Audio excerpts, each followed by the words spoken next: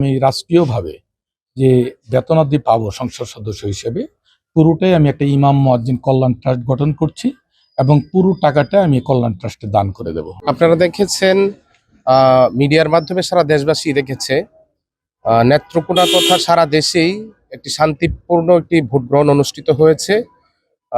এখানে সবাই সবার মতামত সুন্দরভাবে ব্যালটের মাধ্যমে উপস্থাপন করেছে। আমরা নেত্রকোনা 5টি আসনের মধ্যে 4টি আসনের মধ্যে নিরঙ্কুশ বিজয় অর্জন করেছি।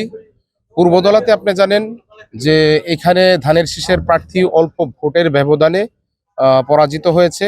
যে সুষ্ঠু সুন্দর অবাধ পরিবেশ বজায় থাকুক এবং গণতান্ত্রিক প্রক্রিয়া যে শুরু হয়েছে, আমরা দেশনায়ক আমাদের সম্ভাব্য প্রধানমন্ত্রী জনাব তারেক রহমানের নেতৃত্বে এই দেশ অনেক দূরে এগিয়ে যাবে ইনশাল্লাহ।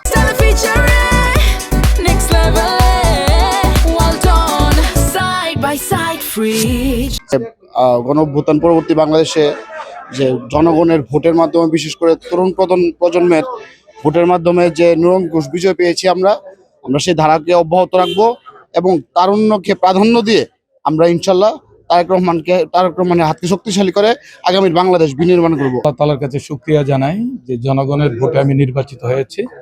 আমি মনে করেছি যিনি আমাকে সমর্থন দিয়েছেন ওনারও প্রতিনিধি আমি, এবং যিনি আমাকে এই মুহূর্তে হয়তো মতামত দেননি, হয়তো আগামীতে দেবেন, তারও প্রতিনিধি আমি। এবং সকলের সমন্বয়ে একটা শান্তিপূর্ণ এলাকা, এই শান্তি জনপদ আটপাড়া কেন্দ্রকে করতে চাই। সর্বোপরি মাদককে নির্মূল করতে চাই, কারণ মাদক একটি সমাজের জন্য অভিশাপ, পরিবারের জন্য অভিশাপ, দেশের জন্য অভিশাপ। এটা যুব সমাজকে রক্ষা করার একমাত্র উপায় যে মানুষকে সচেতন করা এবং মাদককে নির্মূল করা।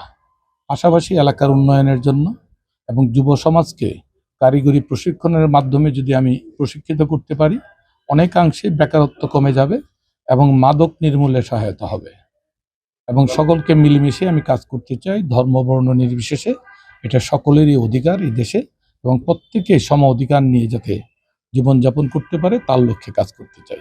আমার ব্যক্তিগতভাবে আমি যে ওয়াদা করেছি যে আমি রাষ্ট্রীয়ভাবে যে বেতনাদি পাবো সংসদ সদস্য হিসেবে পুরোটাই আমি একটা ইমাম মুয়াজ্জিন কল্যাণ ট্রাস্ট গঠন করছি এবং পুরো টাকাটা আমি কল্যাণ ট্রাস্টে দান করে দেব।